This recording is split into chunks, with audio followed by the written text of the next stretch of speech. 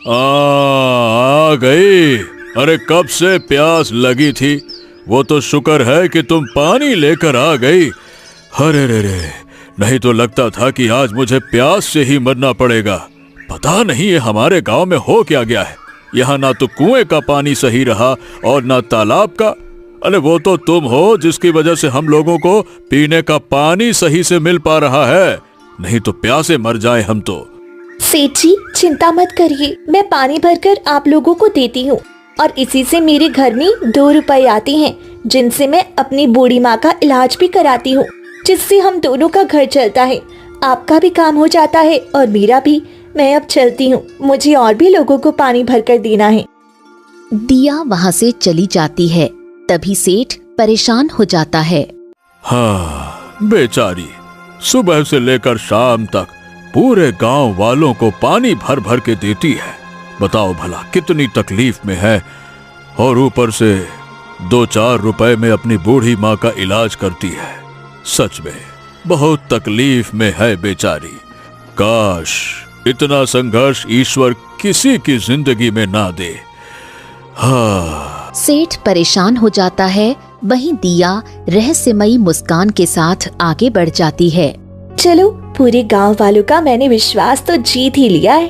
अब मैंने जो सोचा है वह मैं पूरा करके ही रहूंगी। दिया मुस्कुराते हुए तालाब की तरफ बढ़ जाती है और वो पानी लेकर वापस गांव की तरफ आ ही रही होती है कि तभी एक भिखारी रास्ते में मिल जाता है। पानी, प्यास लगी है, कोई पानी दे दो। पानी, थोड़ा सा पानी पिला दो। हाँ हाँ क्यों नहीं, मैं तो पनिहारन हूँ, प्यासे को पानी जरूर पिलाती हूँ। रुक जाइए, मैं अभी आपको पानी पिलाती हूँ। फिर दिया भिखारी को पानी पिलाने लगती है। अरे ये पानी तो कुछ अजीब सा लग रहा है। मैंने ऐसा पानी तो अपने जीवन में कभी नहीं पिया था। अच्छा खैर जाने दो, शायद मुझे प्यास लगी है, इसीलिए मुझे पानी का स्वाद ऐसा लग रहा है, और पी लेता हूँ। वो और पानी पी लेता है। आप कहाँ जा रहे हैं? हाँ वही पास के गांव में जा रहा हूँ, और कहाँ जाऊंगा।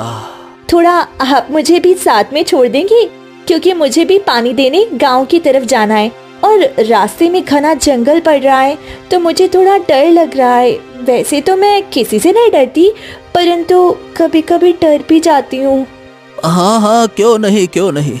अरे तुमने मुझे पानी पिलाया है तो मैं तुम्हारी मदद क्यों नहीं करूँगा। चलो मैं तुम्हें पास के गांव तक छोड़ देता हूँ, चलो चलो। फिर भिखारी आगे आगे चलने लगता है। पीछे से दिया मुस्कान के साथ उसके साथ चलने लगती है। कुछ ही देर में वो दोनों घने जंगलों में पहुंच जाते हैं। ये क्या, तुम तो गांव की तरफ जाने वाली थी, ये घने जंगलों की तरफ हम क्यों आ गए हैं? ये क्या चक्कर है? घने जंगल में भी एक झोंपड़ी है, उन्हें भी मैं पानी देती हूँ, क्योंकि मैं एक पनिहारन हूँ ना, तो सबको पानी देने का काम करती हूँ। बस थोड़ा ही दूर है। फिर दोनों एक पहाड़ी के पास जाकर खड़े हो जाते हैं।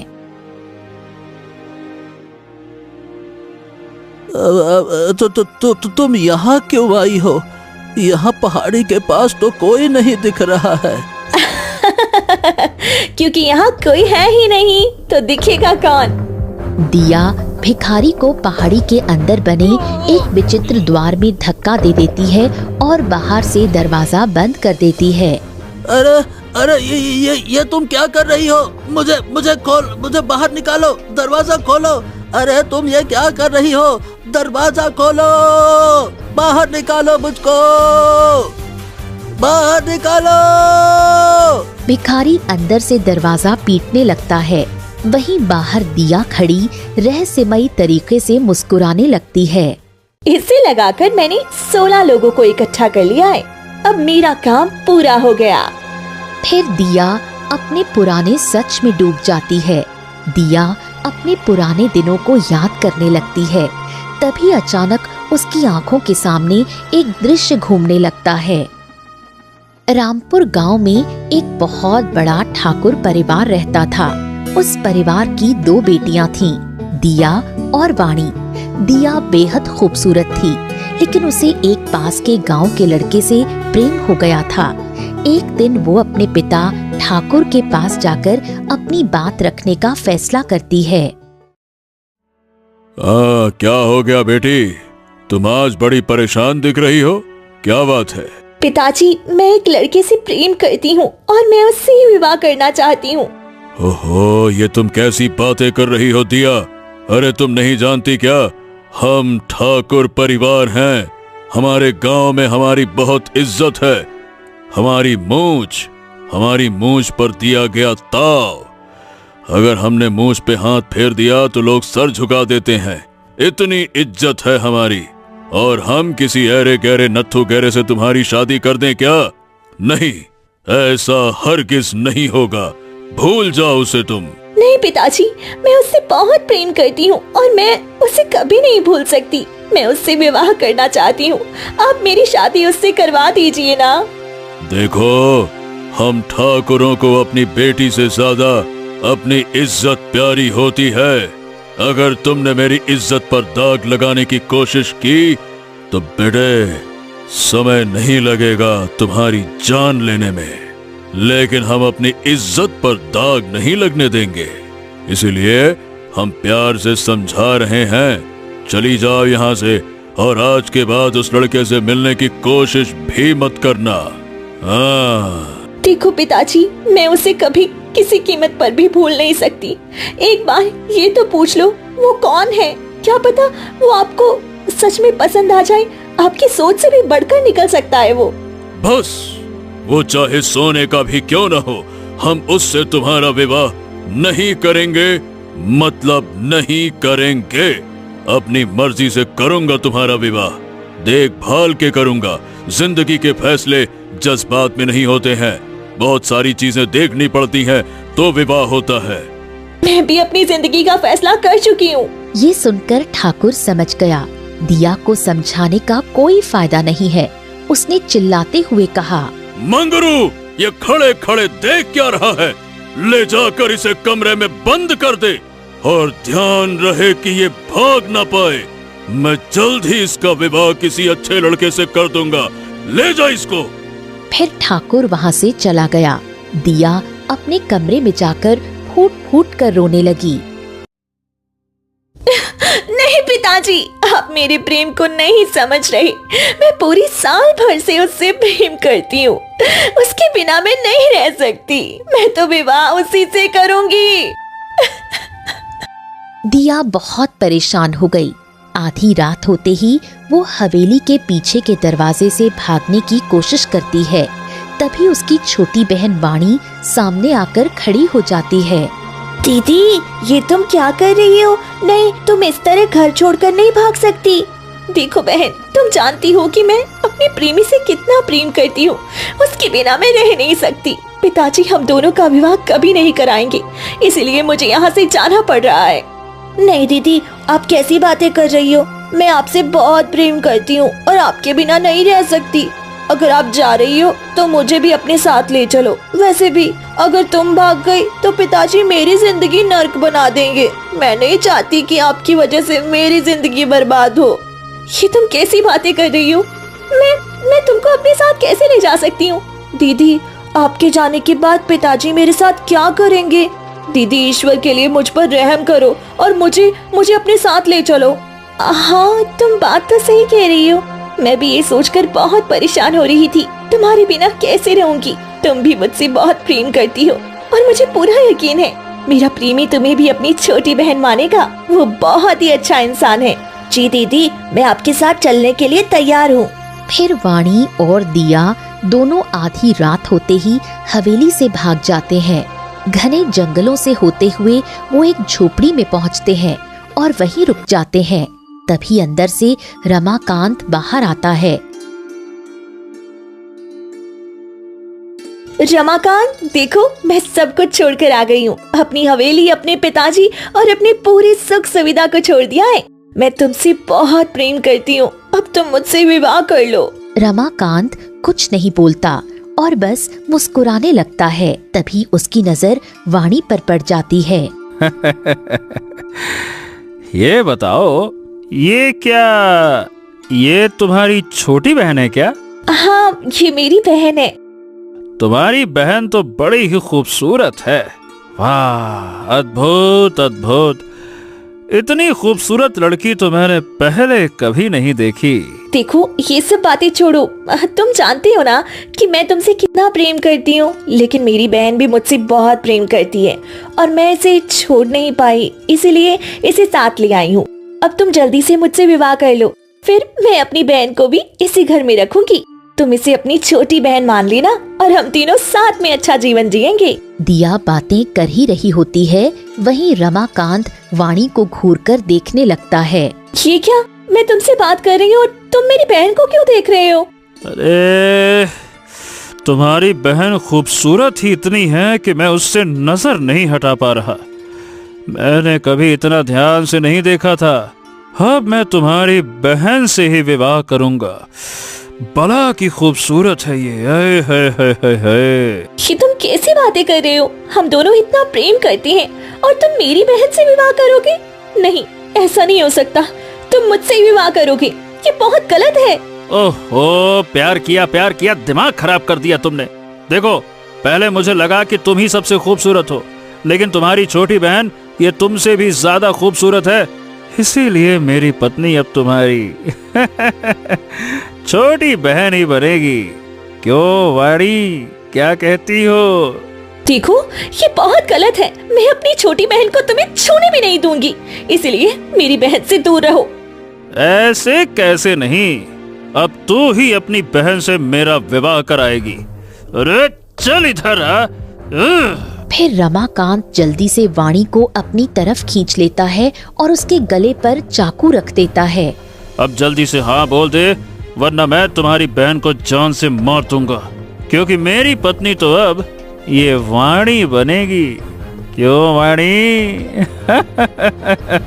दीदी मुझे बचाओ, दीदी मुझे इससे विवाह नहीं करना है। दीदी मुझे बचा लो, मैं तुम्हारे भरोसे आई थी। दीदी, ईश्वर के लिए मुझे बचा लो दीदी। ये तुम क्या कर रहे हो? छोड़ दो मेरी बहन को। मेरी बहन तुमसे विवाह नहीं करना चाहती। तुम ऐसा क्यों कर रहे हो उसके साथ? अरे ज्यादा हिल मत। बस बस बस बस बस, ये फालतू की नौटंकी मत कर। मैं कुछ भी नहीं सुनने वाला। मैंने कह दिया सो कह दिया। तुम लोगों को वाणी के लिए हाँ करना पड़ेगा, मतलब पड़ेगा। मेरी तो मति मारी गई थी। मैं तुम्हारे प्यार में अंधी होकर मीलों का सफर करके आई हूँ। वापस जाने में मुझे कई दिन लग जाएंगे, और वैसे भी अगर मैं बिना बहन के गई तो पिताजी मुझे मार कर फेंक देंगे। ऐसा मत करो, कुछ तो रहम करो मुझ पर। उसके लिए मेरे पास एक उपाय है ना, इतना क्यों सोचती है तू? सुन, मैं तेरे लिए रहने का इंतजाम कर दूंगा, लेकिन तुम्हें मेरे लिए एक काम करना होगा। ऐसा क्या काम होगा?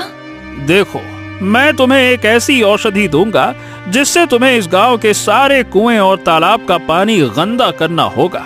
उसके बाद मैं तुम्हें एक पानी का स्रोत बताऊंगा। वहां से तुम सभी गांव वालों को पानी पिलाना, और उसके बाद मेरा मकसद पूरा होगा। मैं भला ऐसा क्यों करूं? मैं नहीं करूंगी। अगर पूरे गांव का पानी गंदा कर दूंगी तो गांव वाले पानी कहां से पिएंगे? और तुम आखिर ऐसा क्यों करना चाहते हो? अरे देख, मैं जितना कह रहा हूँ उतना कर, फालतू की बात मत कर, समझी?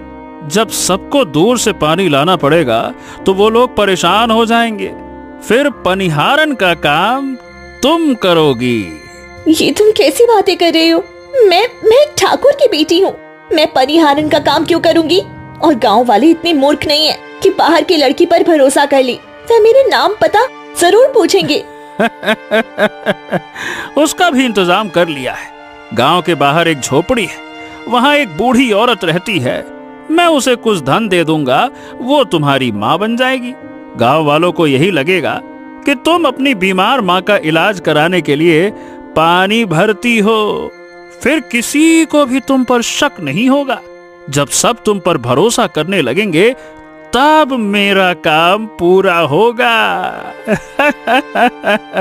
पर ये तो बहुत गलत है, मैं ऐसा कभी नहीं करूंगी। नहीं दीदी, ऐसा मत करो, मुझे बचा लो, मुझे मरना नहीं है। दीदी मेरी रक्षा करो दीदी, मैं आपसे कितना प्रेम करती हूँ और आप मुझे मरते हुए कैसे देख सकती हो दीदी। ठीक है, तुम मेरी बहन को कुछ मत करना, मैं ये करने के लिए तैयार हूँ। मैं आज ही पूरे गांव के कुएं और तालाब का पानी गंदा कर दूंगी, बस मेरी बहन को कुछ मत करना। ये हुई ना बात। अय है, अब तुम कहलाई मेरी अच्छी प्यारी दिया। चलो, अब तुम बहुत होशियार हो गई हो। अरे चलो चलो चलो, अब जल्दी से जाओ जाओ जाओ जाओ जाओ जाओ जाओ। अरे रुको रुको, पहले औषधि तो लेती जाओ। ये लो, जितने भी कुएं और तालाब है उनमें थोड़ा थोड़ा डाल देना। इससे पूरे गांव का पानी नीम की तरह कड़वा हो जाएगा, कोई भी उसे पी तो पाएगा नहीं। फिर तुम जो पानी दोगी उसका स्वाद सबको अच्छा लगेगा। चलो चलो चलो चलो, भाग के जाओ जाओ जाओ जाओ। दिया ना चाहते हुए भी वो औषधि लेकर वहाँ से निकल पड़ती है। वो गांव के सभी कुएं और तालाब में वो औषधि डाल देती है। मुझे माफ कर दो गांव वालों, मैं क्या करूं, मैं मजबूर हूँ। पानी सबका जीवन है और आज मैं अपने हाथों से उससे जहरीला बना रही हूँ, मुझे माफ कर दो। फिर दिया रोते हुए तालाब का पानी गंदा कर देती है। ऐसे ही 2 दिन बीत जाते हैं। पूरे गांव में अफरा तफरी मच जाती है। सभी गांव वाले चौपाल पर इकट्ठा हो जाते हैं। कुएं और तालाब का पानी इतना कड़वा हो चुका होता है कि कोई पी नहीं पा रहा था। मुखिया सबकी परेशानी देखकर चिंता में पड़ गया। अरे ये क्या हो गया, ये हमारे गांव में इतनी बड़ी समस्या आ गई। कुएं और तालाब का सारा पानी ये एकदम नीम जैसा तीखा कैसा हो गया। ओहो, थू थू थू थू थू थू। सच में मुखिया जी, आप बिल्कुल ठीक कह रहे हैं। मेरे परिवार वालों ने तो 2 दिन से ढंग से पानी तक नहीं पिया। हम लोग घने जंगलों से जाकर एक घड़ा पानी लेकर आए हैं। भला अब इस तरह से कब तक चलेगा, बताइए भला। हमारे गांव की समस्या दिन प्रतिदिन बढ़ती ही जा रही है। अब हम लोग पानी कैसे पिएंगे? वही तो, ये तो मुझे भी समझ में नहीं आ रहा है। आखिर हमारे कुएं और तालाब का पानी इतना तीखा कैसे हो गया, जैसे किसी ने उसमें पूरा नीम का पेड़ ही डाल दिया हो। इतना कड़वा लग रहा है कि पीने लायक तक नहीं बचा। हाँ। तभी बीच में दिया घूंघट में उठती है और सबके सामने बोलती है। मुखिया जी, अगर आप कहे तो मैं घने जंगलों से पानी लाकर पूरे गांव वालों को पिला सकती हूँ। अरे तुम भला पूरे गांव वालों को पानी कैसे पिला सकती हो, अकेली होकर वो भी? अच्छा ये बताओ पहले कि तुम हो कौन? माने कि आज से पहले तो तुमको कभी नहीं देखा। हमारे गांव में तुम नई नई लग रही हो। मुखिया जी, मैं गांव के बाहर एक झोंपड़ी में रहती हूँ अपनी बूढ़ी माँ के साथ।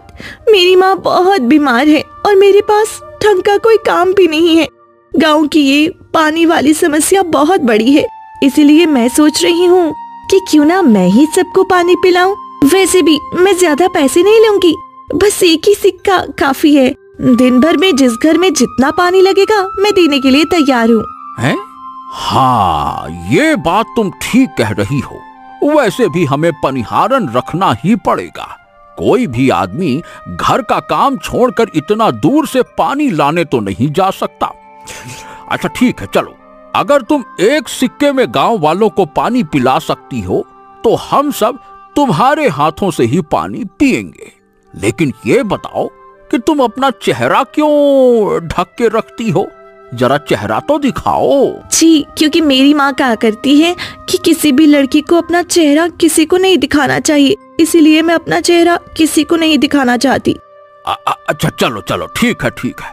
तुम्हारी माँ ने तुम्हें वाकई में बहुत अच्छे संस्कार दिए हैं। ठीक है, तो आज से हमारे गांव के जितने भी घर हैं सबको पानी तुम ही दोगी। इससे तुम्हारा भी भला होगा और हमारे गांव का भी भला होगा। ठीक है, चलो ठीक है।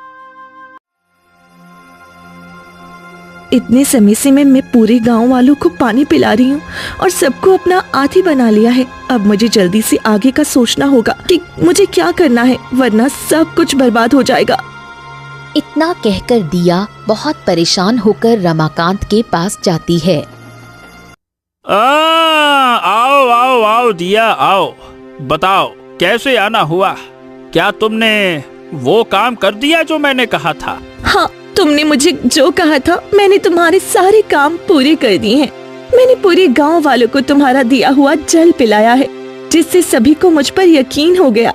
और मैंने अपनी बुद्धि से उन लोगों को पहाड़ी वाले द्वार में सबको बंद कर दिया है। अब तो मेरी बहन को छोड़ दो और हमें यहाँ से जाने दो। अचानक रमाकांत जोर जोर से हंसने लगा।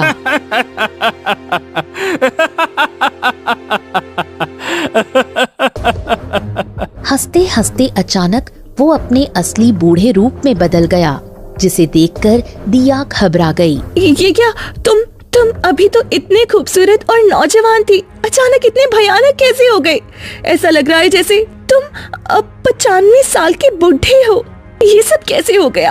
तुम्हारे लिए मैंने अपने पिताजी, अपनी हवेली और सारी सुख सुविधाएं छोड़ दी, और अब तुम इतनी बदसूरत कैसे हो गए? क्या तुम कोई जादूगर हो? नहीं, मैं कोई जादूगर नहीं हूँ। जो देख रही हो यही मेरा असली चेहरा है और यही मेरी असली उम्र है। तुमने जो कुछ देखा था वो सब कुछ पलों का भ्रम था। मेरा असली रूप यही है जो अब तुम अपनी आंखों के सामने देख रही हो। ये सब तुम क्या कह रहे हो? मुझे कुछ भी समझ नहीं आ रहा। सुनो, ये उस समय की बात है जब मैं रोज तालाब के किनारे बैठकर पानी में अपनी परछाई देखा करता था और अपने बुढ़ापे को देखकर घबरा जाता था। मुझे अपनी जवानी के दिन बहुत याद आते थे। तभी एक पवित्र शक्ति वहां से गुजरी। उसने मेरी परेशानी समझी और कहा कि मैं कुछ क्षणों के लिए अपनी सुंदरता वापस पा सकता हूँ। उसके वचन से जब भी मैं तालाब के किनारे जाता और अपनी सुंदरता को याद करता, मैं अचानक से बहुत खूबसूरत बन जाता था, लेकिन कुछ समय के लिए ही। तभी तुमने मुझे देखा और मुझसे प्रेम करने लगी। बाद में तुम्हारी बहन ने भी मुझे देखा, वो भी मुझसे प्रेम करने लगी। तभी पीछे से वाणी आ गई। दीदी, ये जो कह रही है वह बिल्कुल सच है। मैं आपसे पहले इनसे प्रेम करती थी। एक दिन जब मैं तालाब के किनारे से गुजर रही थी तो इनकी सुंदरता देखकर मोहित हो गई। मैंने कई बार इनसे प्रेम भरी बातें की, लेकिन जब मुझे पता चला कि ये असल में बूढ़े हैं और मैंने इनका असली रूप देख लिया तो मैं इन्हें छोड़कर चली गई। फिर भी इनकी याद मुझे बहुत सताती रही। मैं इनके बिना नहीं रह पाई, इसलिए मैं वापस आई और कहा कि मैं इनके बिना नहीं रह सकती। चाहे आप जैसे भी हो, मेरा प्यार नहीं बदला और मैं आपके साथ जिंदगी बिताना चाहती हूँ। अगर तुम इनके साथ पहले से थी तो फिर तुमने मुझे इतने सालों तक गुलामी जैसा काम क्यों करवाया? तुम मेरी बहन होकर मुझे धोखा क्यों दी? तुम तो मुझसे बहुत प्रेम करती थी ना? हाँ दीदी, मैं आपसे प्रेम करती हूँ, लेकिन अपने प्यार के लिए मैं आपको कुर्बान करने को भी तैयार थी। तुमने मेरे साथ बहुत गलत किया। तुम दोनों ने मेरे साथ बहुत बुरा किया है। दीदी, हर रिश्ते की एक कीमत होती है और मैंने आपसे वह कीमत ले ली। वैसे भी एक बहन होकर आप मेरे लिए इतना तो कर ही सकती थी। तुम दोनों ने मेरे प्रेम और मेरी भावनाओं के साथ खिलवाड़ किया है। मैं तुम्हें कभी माफ नहीं करूंगी। लेकिन जब तुम दोनों एक दूसरे से इतना प्रेम करते हो तो मुझे क्यों फंसाया? गांव वालों को पहाड़ी द्वार में क्यों बंद करवाया और उन्हें वह जल क्यों पिलाया, जिससे वे मुझ पे भरोसा करने लगे और मेरे कहने पर पहाड़ तक आ गए? देखो, मैं कुछ समय के लिए सुंदर बन जाया करता था, लेकिन मुझे हमेशा के लिए सुंदर और जवान रहना था। इसीलिए मैं एक बड़े पुस्तकालय में गया और वहाँ एक मुझे प्राचीन किताब मिली जिसमें लिखा था कि अगर कोई हमेशा के लिए सुंदर और जवान होना चाहता है तो उसे नीलगिरी की पहाड़ियों से निकलने वाले जादुई जल को गांव वालों को पिलाकर उन्हें पहाड़ी के द्वार में बंद करना होगा और उन पर मंत्र पढ़ना होगा। उस जल में उस जल में अघोरियों की साधना की शक्ति है। जब मैं मंत्र पढ़ूंगा ना तो उन सब की सुंदरता मुझ में आ जाएगी और वो सब मर जाएंगे। मुझे पूरे 16 गांव के जवान लोगों की सुंदरता चाहिए थी और तुमने वो काम पूरा कर दिया। अब बस थोड़ी देर में मैं मंत्र पढ़ूंगा और हमेशा के लिए जवान बन जाऊंगा और तुम मेरे किसी काम की नहीं हो। यहाँ से चली जाओ यहाँ से, तुम मेरे किसी काम की नहीं हो, चली जाओ। तुम लोग बहुत गलत कर रहे हो। अपनी सुंदरता के लिए इतने लोगों की जान नहीं ले सकते। मैं ऐसा नहीं होने दूंगी, चाहे मुझे अपनी जान ही क्यों ना देनी पड़े। दीदी, आप कुछ नहीं कर सकती। इतने सालों से आपने हमारे लिए सिर्फ काम ही किया है। अब यहाँ से चली जाओ। अगर आपने एक शब्द और कहा तो हम आपको जान से भी मार सकते हैं, लेकिन आपने हमारे लिए इतना किया है इसीलिए आपको छोड़ रहे हैं। जहाँ जाना है चली जाओ, हमारी खुशियों के बीच मत आना। हाँ, तुम्हारी बहन मुझसे इतना प्रेम करती है इसीलिए मैं तुम्हें जिंदा छोड़ रहा हूँ, वरना अब मेरा काम निकल चुका है और मैं तुम्हें मार सकता हूँ। अब चली जाओ यहाँ से, चली जाओ। रमाकांत और वाणी जोर जोर से हंसने लगे और दिया फूट फूट कर रोते हुए घने जंगलों की ओर चली गई। नहीं, कुछ भी हो जाए, मैं उन दोनों को अपने मंसूबों पर कामयाब नहीं होने दूंगी। इतने गांव वालों की जिंदगी और मौत का सवाल है। मुझे किसी भी तरह उसे हमेशा के लिए खत्म करना ही होगा, चाहे रास्ता कितना भी मुश्किल क्यों ना हो। दिया परेशान होकर जा रही होती है कि तभी एक बूढ़ी औरत झोपड़ी के बाहर बैठी होती है। दिया परेशान होकर उसके पास चली जाती है। क्या हो गया बेटी, तुम बहुत परेशान दिख रही हो। अम्मा, मैं क्या बताऊं, मैं बहुत परेशान हूँ। मुझे कुछ समझ में नहीं आ रहा कि मैं क्या करूँ। मैं जानती हूँ तुम क्यों परेशान हो, किस वजह से परेशान हो, ये मैं जानती हूँ। फिर दिया रोते रोते सारी बात बूढ़ी औरत को बताती है। हाँ, सच में तुम्हारे साथ बहुत गलत हुआ है, लेकिन इसे खत्म करने का एक ही रास्ता है। हाँ अम्मा, बताइए क्या रास्ता है, मैं उसके लिए तैयार हूँ। इसका एक रास्ता ये है कि थोड़ी ही दूर जाने पर तुम्हें एक बहुत बड़ा नीम का पेड़ मिलेगा। उसमें बुजुर्गों ने शक्तियों से एक सिद्ध की हुई तलवार छिपा रखी है। अगर तुम उससे रमाकांत को मारोगी तो वह मर जाएगा। लेकिन अम्मा क्या? लेकिन उस तलवार की शक्ति तभी जागृत होगी जब पहले किसी का खून उस पर लगेगा, यानी पहले किसी की कुर्बानी देनी होगी।